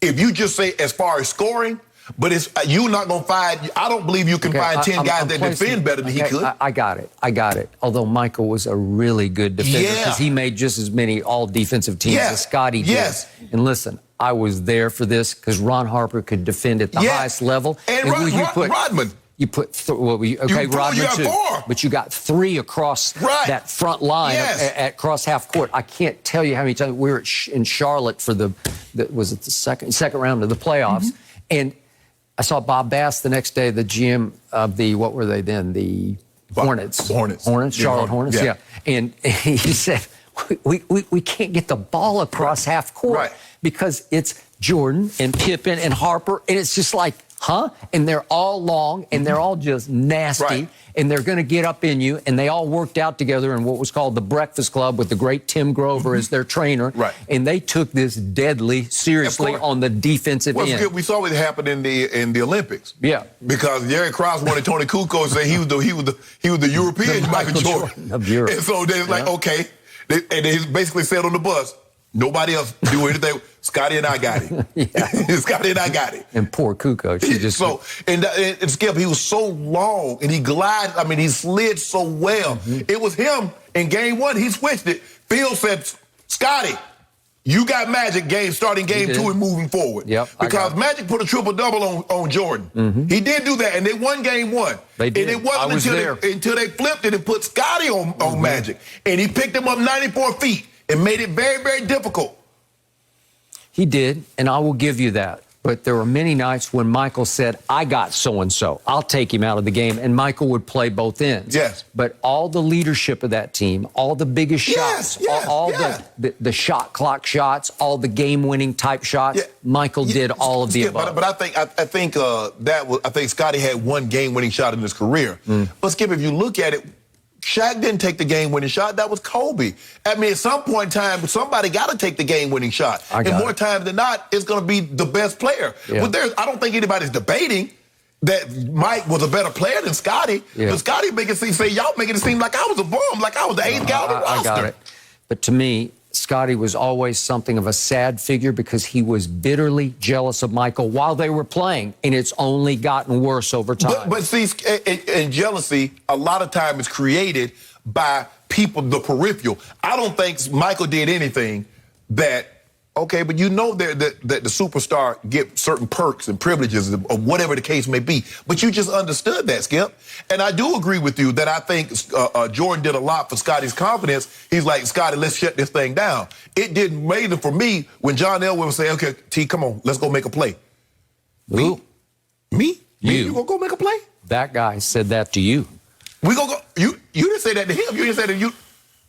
I'm gonna go make this play. Because the man told me he want me to go make a play for him. Well said. And so I thought that had a lot to do with Scotty. Yep. But Scotty said that, as time goes by, Scotty ain't got no documentary to remind you, Skip, how good he was.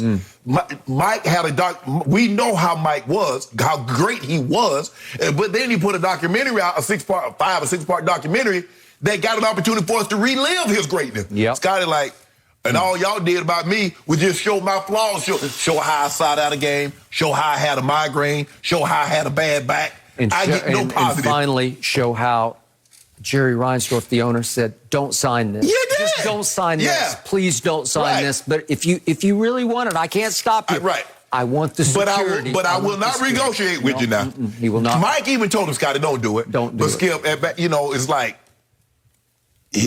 the bird in the hand. I'm hungry, Skip. Don't eat that. Small town Arkansas, just want to, let me just have that security. And I think he had a special needs son at the time. He did, and he regretted it. I think it was a special needs brother? Like us. Brother? It was a brother. I think it's a brother, my bad. But then, he's had some money issues over time, and Michael became the richest man in sports, right? Yeah. And so it's just hard for him. What they got to do with you? Yeah. And they got to, if I got a teammate that goes off and he makes a lot of I'm not gonna be envious of that, Skip. I had an opportunity. It's just tough. It's just tough I hate that it's come to this. Skip, I didn't ever think they were the best of friends, the closest of friends, but it seemed like almost like secretly that Scotty despised Michael. Despised. As he was up close and I've been hearing from several Bulls insiders that I knew from '98 on, and they are so disappointed in this whole situation right now because it just stinks. It just has a stench to it. Right. That they won 6 championships. Skip, Scotty couldn't pick up a phone and call Mike and say, Mike, I didn't like the way you portrayed me, but bro, you didn't have to do that. You didn't have to put me in there. I see you wasn't even there in '94. He says, what you did is that my lowest moments in my career is somehow in this Last Dance documentary, and none of those happened in 1998. So why is that? I get it, Skip, but I've never seen anything like this, Skip. Yeah. Well, they are never going to reconnect. No. You know I enjoyed this. Yeah, that's it. Barkley said something about him not being a great GM, and he refused. He changed the number, refused to speak to him. I know. Yep. So this is. But I don't think the bridge was ever up. No. So you talk about he burned the bridge. There was no bridge, Skip. No mercy. Fox Bet Super 6 wants you to stack the cash. Last week, 5 players split more than $300,000, and you could be next. So scan the QR code, download the app, and enter the free-to-play NFL Sunday Challenge contest.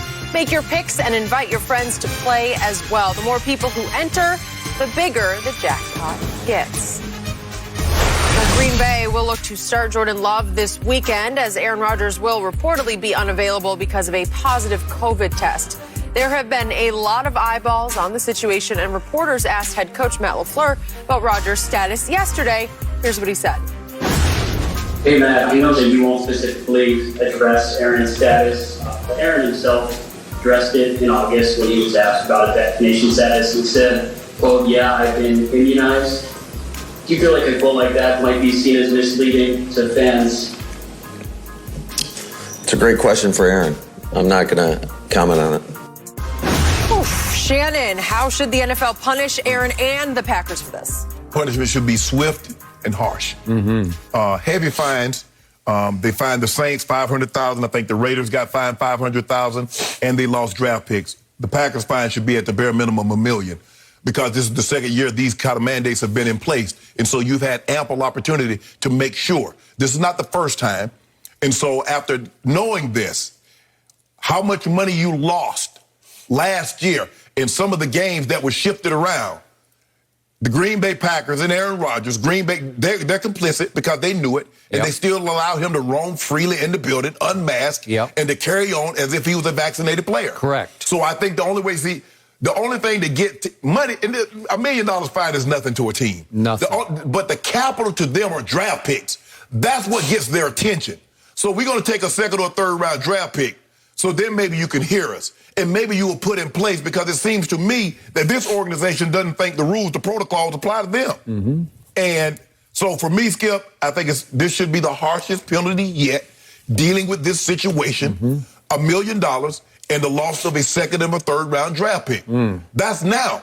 Now, if we have some more that you're not hearing, it's only going to get stiffer. The fines will get more severe, even though that's not going to hurt you. But we're going to be looking to take that first round draft pick. So then hopefully we'll get your undivided attention. There you go.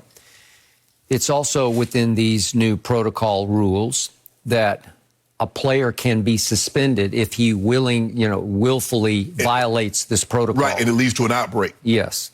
And that means that it seems like now Aaron will miss, obviously, the Kansas City game, but it looks like he's in jeopardy of missing the Seattle at Green Bay game, which would be the following Sunday. Right. I would think it would be in play for him to be suspended for a third game, to miss 3 straight games. And you say, well, then the league is cutting off its nose to spite its face, because he's obviously one of the big draws in the league, and it's going to hurt to some extent the game on Sunday, which is live on Fox. It'll hurt more if they'd have forfeited the games. Okay, well, there you go. But Green Bay has won 7 straight games. So if you really want to punish them, and they are extremely complicit, which is why I didn't like what I just heard Matt LaFleur say, because he's shifting the entire blame onto Aaron when they had to co-sign, they had to go along with, they had to look the other way. They had to allow him to go maskless on the sideline after the game, congratulating opponents. Everything he did, violation upon violation, they had to be painfully aware of this. My theory is that they were at odds to the point of being at war with Aaron through the whole offseason, to the point that they tried to rebuild their relationship. They tried to cater to him. They tried to make him happy again to stay in Green Bay. I think they want him to retire in Green Bay, and they gave him Randall Cobb, other concessions that they made to him, and I think this was yet another concession. They just sort of didn't say anything about it. But they had to be aware, because you have to submit to the league who is vaccinated, who is not. You have to declare this. And they knew, right? And I hark back to, remember the infamous quote from Mark Murphy, according to the Bleacher Report, when they hired Matt LaFleur. And they did not even consult Aaron Rodgers on the hiring of very young Matt LaFleur. And he called him and said, Aaron, don't you be the problem again this time, like you were the last time. You are the problem in this situation. Huge problem. So in the end, you have to punish, because you can't, this is a threat to the very fabric, the economic fabric of professional football. These owners lost millions of dollars last year. Millions. We lost millions at Fox because of it. We lost so much money that they had to ask us, as many companies did, to take pay cuts. Am I right? Yep.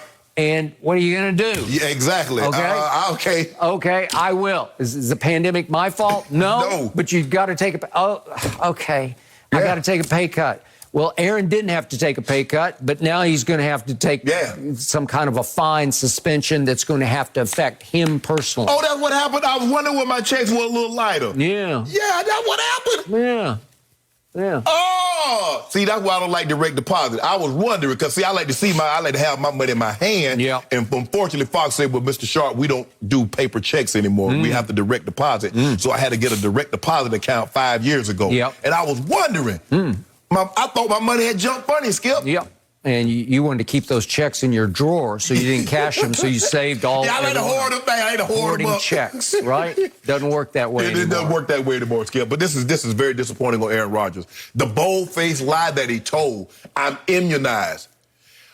Okay, so Skip, everybody was like, man, look at Aaron. Aaron using a medical term. He ain't using vaccinated. You know, they use immunized or inoculated. You know, that's Aaron. Look at Aaron, so smart. Because remember, Skip, he's the smartest guy in the room.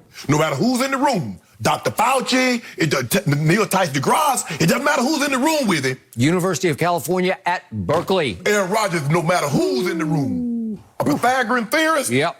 Aaron Rodgers got him covered. Got him. So that was his way, knowing damn well he wasn't vaccinated. He was not immunized. There is no such thing as an alternative for vaccination. Nope. Because something has to enter your body to fight that specific disease that the vaccinated was created for. And you didn't get that. So he very cleverly, craftily, what did you call it, slickly? Yeah, he tried to be slick. Sidestepped the truth of the matter, which was, I tried to pull this off. I tried to go homeopathic, holistic, I don't know, herbal, I don't know what it was. And lavender and coriander is not a cure for COVID, okay? Yeah. And he even went to the NFLPA, which went to the NFL on his behalf, and they had to get a third-party arbiter, which was an infectious disease consultant. And the consultant said, no. Skip, sometimes does not qualify. Sometimes I understand the NFLPA is supposed to support the players, but sometimes you got to say, come on, guys. Aaron, really? You want us to spend money? You want us to spend our money on this when you know it's not vaccinated? And we got guys doing PSAs. The NFL is doing PSAs about vaccination, and they're talking about how many teams are at 90+ percentile, and they're trying. Some teams got to 100 percentile, and you want to come here in front of us. But we got to do it because we're the governing body of the players, and we got the best interest. But this is not the best interest of the players. I've told you ever since I've known you, Aaron Rodgers is the all-time greatest blame deflector I have ever closely observed. And this one quote just jumped out at me, which he said after I've been immunized. He said, we do have players on this team who are not vaccinated. I'm not going to judge those guys. Oh, I bet you are. I bet you not. That's all-time blame deflection. Like, I'm not going to judge those guys, yet you're one of those guys. Exactly. Oh. Skip, and when I spoke to college kids or I speak to guys in the NFL, I tell them it's okay to be selfish. If what you're doing, if you want to win Defensive Player of the Year or MVP, whatever, go to the Pro Bowl, make all pro. I know you're going to put whatever it takes in as far as training, as far as sleep, as far as whatever it is to achieve that. This man was selfish for a whole different reason. Nothing he did was about the betterment of the team. It was all about Aaron Rodgers. And he thought it was slick. And lo and behold, at this Skip, the night has 1,000 eyes. Sometimes, they say God will put the blanket up, let everybody see you for what you are, and then let the blanket nicely neat come lay back down on you. It took him getting COVID. Skip, he was going to skate. He had everybody convinced, man, Aaron Rodgers vaccinated. What a team leader. He a team clown. A team liar. He's a liar. Skip, ain't no misrepresented. He misspoke. It's not that he was disingenuous. Ain't none of that. That was a lie. When you say something that you know is not truthful, that is a lie. That's not alternative facts. That's not being disingenuous. That's not misspoke the truth. That is a lie to the highest degree because he knew. He didn't take the vaccine, but he wanted some homeopathic. What? He wanted to go sit in some Epsom salt? I don't know. Aaron Rodgers has been exposed as a fraud. Aaron Rodgers, after they survived at Arizona in that Thursday night game, was raving about the brotherhood of the locker room. And he said right after that game The G that's on our helmet and on our jersey travels with you. Represent the team the right way. And he was talking about on the field in road games. Uh-huh. How about this? So let me get this straight. Represent the team by lying. No, I'm saying, no, Skip. Yeah. I said that's what I told the guys. I ain't saying nothing about me. That's what I needed to do. Because nothing Aaron Rodgers did this offseason was about the team. Everything Aaron Rodgers did this offseason was about who, Skip? It was about Aaron Rodgers. Everything that he's done up until now was about Aaron Rodgers. So that G, he should have an S in the back of his helmet for selfish. And it went all the way to growing his hair out so that when Halloween came around, his favorite holiday, he could go as John Wick to a huge Halloween party, maskless. And I don't know what his status was with the COVID, whether it had kicked in or not. I don't know if he was infectious. But after the game, he all up in people's face knowing he's unvaccinated. Yeah, that is true. Yeah. Knowing it. Yeah. Just talking, hey, man, hey, good luck. You know, I told him he got a bright future. Yep. Yeah, but you might miss next week because I'm unvaccinated. Yeah, I'm just waiting on the NFL. You might wind up on a ventilator because I'm unvaccinated. Man, this joker here. And then it's just the lie, Skip. Yep. Just the lie. I can't even say he got loose with the truth or he was disingenuous. I really am curious how the team responds to him in the locker room, because I can't imagine there's going to be very many happy teammates who understand this, right, guys? We'll let it play out. No mercy. After Odell Beckham Jr.'s dad posted a video of Baker Mayfield missing his son on passes and LeBron tweeted free OBJ, the All-Pro wideout was excused from the Browns practice both yesterday and today. Kevin Stefanski says the team's front office is now evaluating next steps with Beckham's management. So, Shannon, if OBJ is released, which team would be the best fit for him? The two teams that come to the top of my mind would be the Packers, although I'm very disappointed in Aaron Rodgers, and I think he'll be back, health withstanding, in the next game or two. I think he could fit there. In the Raiders, given the Henry Ruggs situation. And my thoughts and prayers go out to the young lady and her family that was greatly impacted by this. And Henry Ruggs, hopefully he can find forgiveness in himself for what he's done and the immense pain that he's caused.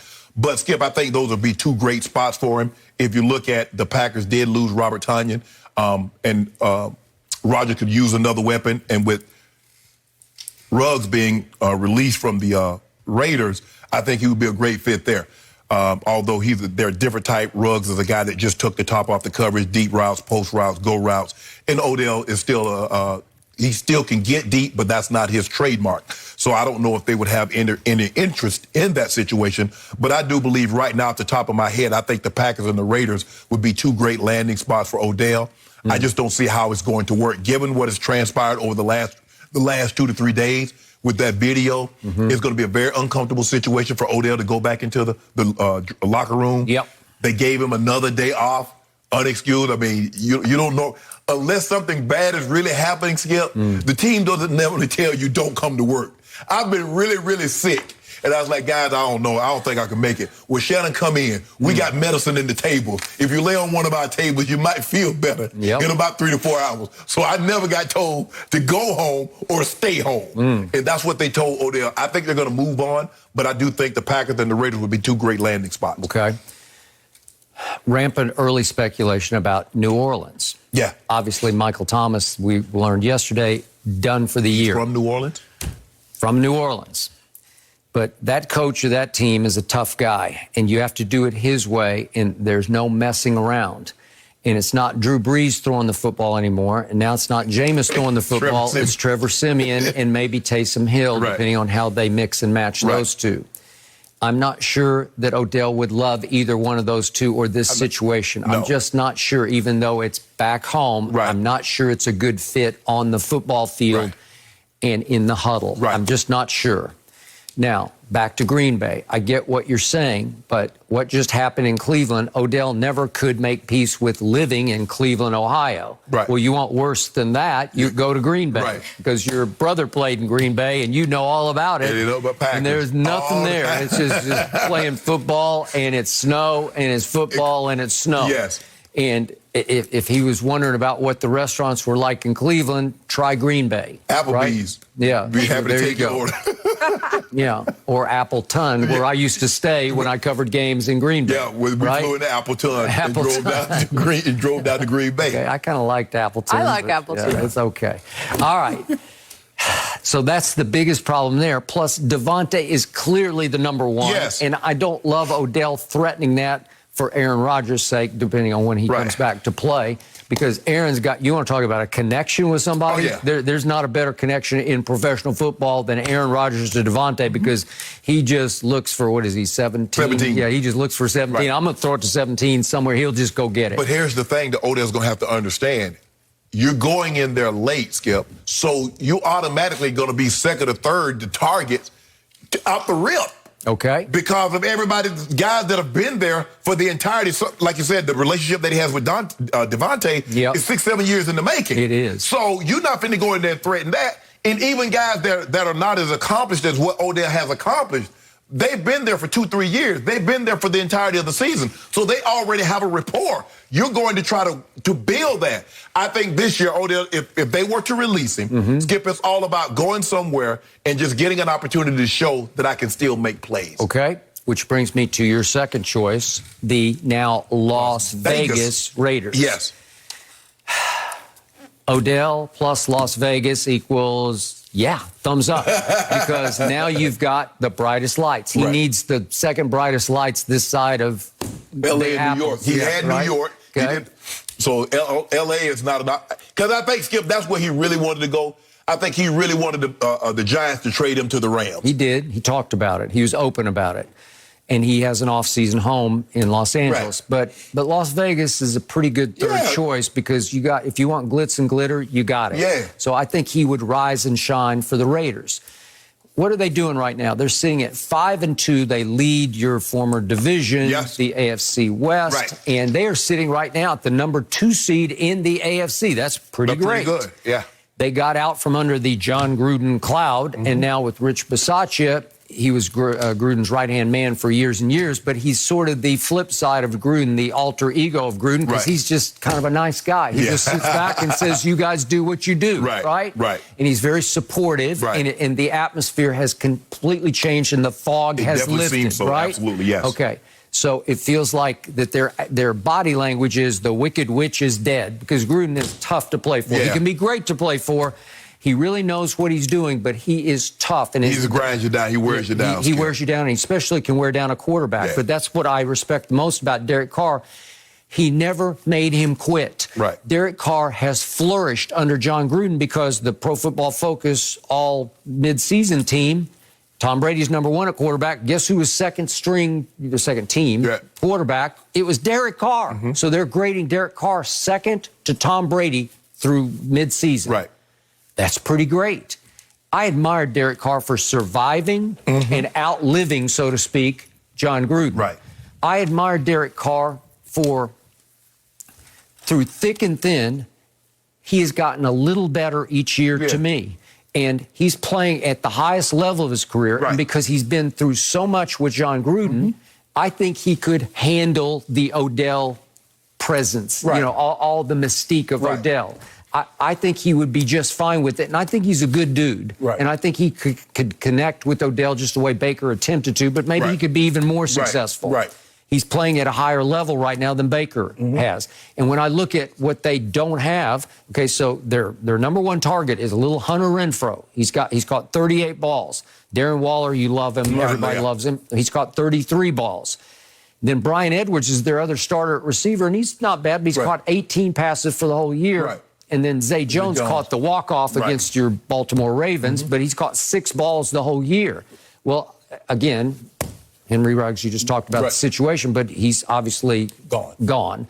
Okay, there's a glaring need for Odell here, and I think he would fit in the city. I think he would fit in the team. I think he would fit in this huddle, and I think he would fit with Derek Carr. I think he could be an upgrade for a quarterback and a coach who he would fit in with from jump. I think it would work. And they are positioned right now to have a year. And I think the thing is, Skip, we all know that being a receiver with Rodgers can be very, very difficult. Yep, because he does do a lot of finger pointing when things don't go well to make it seem like he's not at fault. It was your fault. You didn't run the route correctly. You didn't go deep enough. You didn't take it short enough. But I think, Odell knows now, Skip. You could possibly be on your third situation. And at the end, it didn't go well with you and Eli. It hadn't gone well with you and Baker. Now, they're not going to keep having you move around and always say it's the quarterback's fault. Because the common denominator, and if this will be a third location, the common denominator would be you. If things doesn't go well, they're going to say, well, hold on, wait a minute. We might need to reevaluate what transpired in New York, what transpired in Cleveland, and now what's going on here. So I think Odell would be on his best behavior. Not that he wasn't, but I think he understands the perception. Okay. Where I think we started using the word in 2017, the optics of this, Skip. Okay, how it would look if things don't work out at the third location. Okay, well, I haven't changed my ultimate stance. I believe Odell's in decline. He's not half the player he was in New York. Right. And in the end, I still think he'll prove to be more trouble than he's worth. But the best fit for both parties would be not Oakland, but the Las Vegas. Las Vegas they're still Oakland to me, but they're in Las Vegas. Okay. Yep. All right. I don't know. We'll have to wait and see how this one plays out, too. But I don't think having your dad tweeting out videos is a good start to make others want to be your teammate. That worries me a little bit. No mercy. We catch a special Fox NFL Sunday pregame show live from the United States Naval Academy in Annapolis, Maryland at 11 a.m. Eastern. I love that. I'm looking forward to it. Then at 4, it's one of the biggest games of the year as the Packers take on Patrick Mahomes and the Chiefs. It all kicks off Sunday on Fox and the Fox Sports app. The LeBron Lakers look to extend their winning streak to 4 games as they host the Thunder tonight. Ironically, LA's last loss was a game against OKC last Wednesday in which the LeBron-less Lakers blew a 26-point lead, and Russell Westbrook had a quadruple-double that included 10 turnovers. Shannon, what do you want to see from LeBron and Westbrook tonight? More of what we saw on Tuesday night. What did we see? You saw it? Huh. I thought a sign of things to come. Really? Yeah. I saw LeBron miss 2 deal closers at the end of the game to open the door for Jalen Green to almost bring him back. Look, the door was open, but it was the wrong door. So guess what happened? We won the ball game. Barely. Don't worry about that. All that barely stuff. I expect to see that. I like to see what we saw, Skip. Since that 10 turnover night, Russ has had 9 total turnovers in the 3 games since. Not bad. So if we can get him to be, we just can't have him to be the inefficient, ball dominant, jacking up the bad shots, turnover prone player that we know him to be. If he can just remain on this court, now I'm not saying go score 27 points every night, but if he can be a little bit more efficient along the lines of Tuesday night, not turn the ball over like he didn't on Tuesday night, that's good enough. Because we know he gonna hustle and get you 7 to 10 rebounds. We know he can still assist the basketball. Just when you don't have the ball, cut. And when Brian give you the ball, put your head down and try to get to the rim. Because that's when you're at your best, when you're driving the ball, attacking the paint. And LeBron will find you. So hopefully they can build on what they started on Tuesday night. They can maintain that flow, and they get some get back. Because I remember Shea Gillis said that he up there celebrating. We got something for you. Old big dog is in town now. Brian got something for you. Does he? Yeah, sure does. Basley dunking on you at the end of the game. Oh, you like that, huh? Russ is not happy. Russ ain't don't do that. Don't do that. I don't play that. Yeah. Okay. Old Lou Dort, he up there celebrating. We got something for you too, Dort. Do you really? Yep. So you've got something for a team that is now 1-6. They about to be 1-7. The one was against you. Minus GOAT, so it don't count. Minus GOAT, the phony GOAT. Okay, so first of all, before I pounce upon all that you just said, can you please explain to me how LeBron pulled off a schedule whereby this is the second time you get to play the Oklahoma City Thunder in this very young season after already playing the G League Rockets twice and beating them at home twice at Staples Center. The Rockets are now 1-6, and guess who the one came against? OKC. Oklahoma City. So they better. So if they G League, what that make OKC? Okay, well that's a good question. I'm not sure because Oklahoma City is only 1-6 because they shouldn't be, but it was because of Russell Westbrook, who went quadruple double in his grand return to Oklahoma City, where it all started for him. Hail the triumphant son of Oklahoma City, returning to show them he's made it. He's finally arrived as a Los Angeles Laker, the starting point guard. Without LeBron, this was Russ's time to shine, to show them what they're now missing. And instead, they were all walking away saying, we don't miss that guy, because it was 26 points. Do you realize this? That L.A. was up by 26 points at OKC. We know that, Skip. And then, you know what happened? Could we see what happened? We got to see what started happening. Russ, no. That was kind of a bad idea. Russ. Kinda. Come on, Russ, he's covered. No, Russ, who you throwing it to, Russ? Russ, calm down.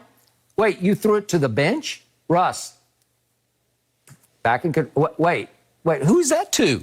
I don't even know what he's doing. Russ, you've gone completely out of control.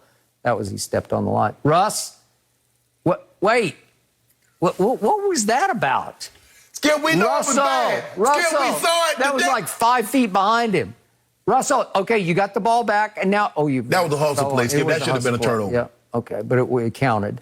And this is the one. This is, you got a chance to pretty much seal the deal right there, and it's just such a bad idea.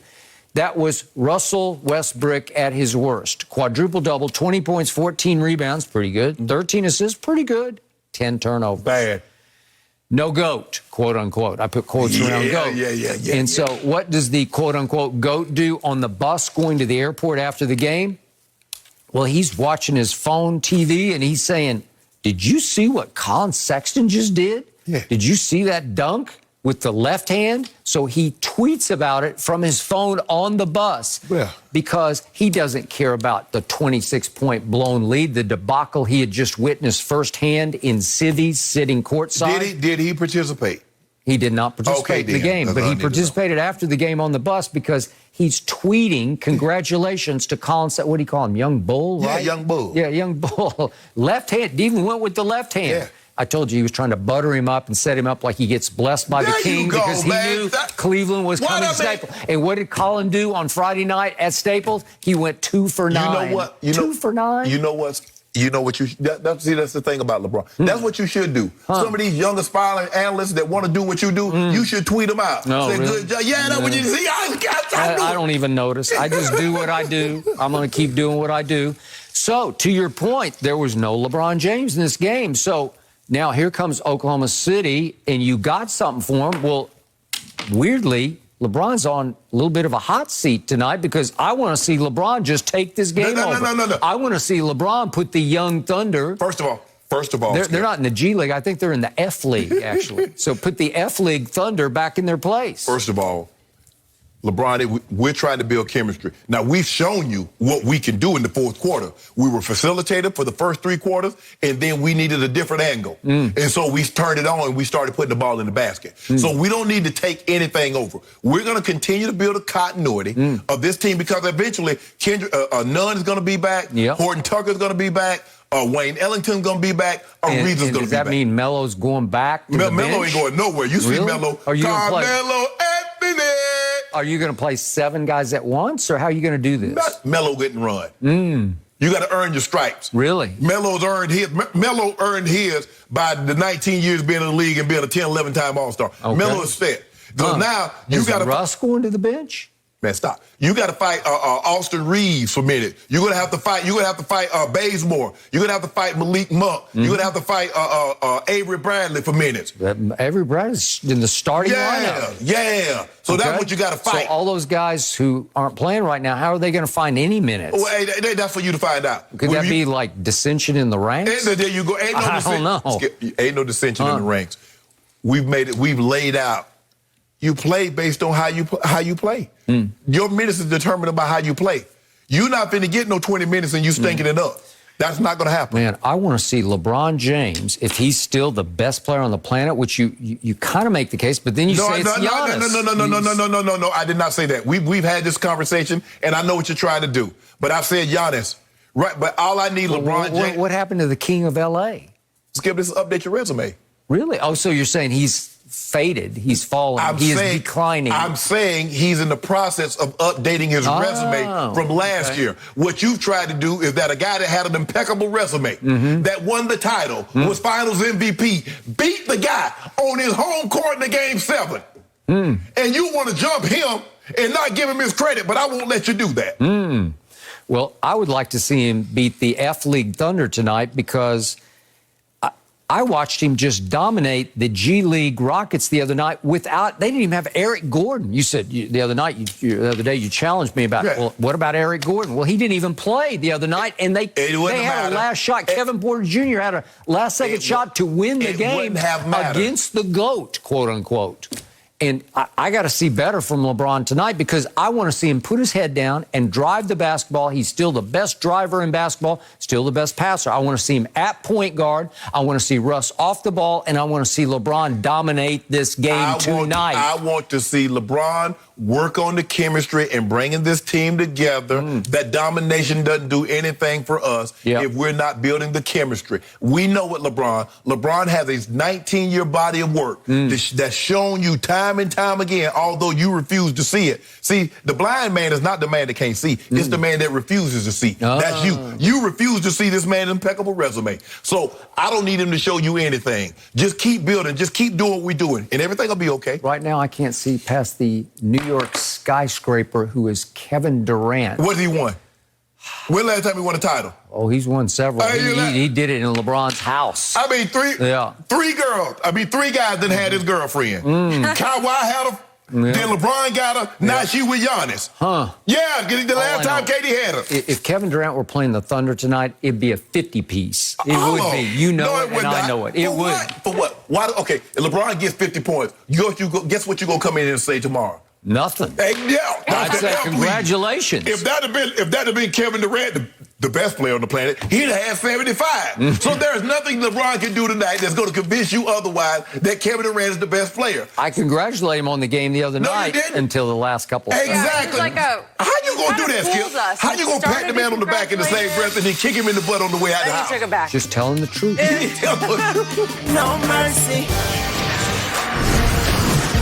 Yesterday, Pro Football Focus released their midseason All-Pro team, and Tom Brady was listed as the top quarterback. Heading into the Bucs bye week, the ageless wonder is leading all passers in touchdowns and yards. Shannon, how big of a problem do you have? I have a huge problem with this because Matthew Stafford has been the best quarterback this season. And we saw Stafford beat Tom Brady's team head-to-head. They were blowing them out, and Tom Brady got mop-up touchdowns late in the ball game that made his numbers look good, but they still caught the L by double digits. 432 yards passing. What was the final score of the game? Oof. A whole lot to a few. But anyway, now, Matthew Stafford is number one in QBR, 78 to Tom Brady is in second with 69. And let me explain to the people at home how big a gap this is. The gap between first and second is the same distance as the gap between second and eighth. Let that sink in. Let me repeat that again. Matthew Stafford is in front of Tom Brady by the same distance Tom Brady is in front of the guy that's in eighth place in QBR. He has a higher completion percentage, higher yards per attempt, fewer turnovers, 7-4, better team record, 7-1 to 6-2.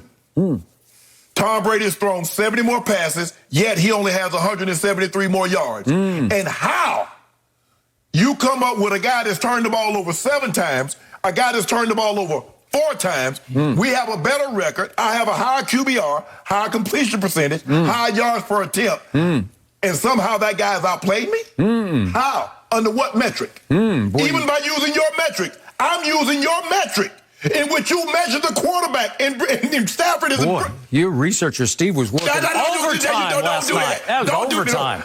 You should pay him extra. And guess what? No, I just didn't have one. I called in my other one. I had another one riding shotgun with me, Ash. I had to call Ash in on this one. That's pretty good. Because I want people to know how bad Matthew Stafford has outplayed Tom Brady thus far. And somehow, I'm using the metrics in which Pro Football Focus use. And then by their numbers, it says QBR, completion percentage, yards per attempt, fewer turnovers, better record, all those. And somehow Tom Brady is in front of Matthew Stafford.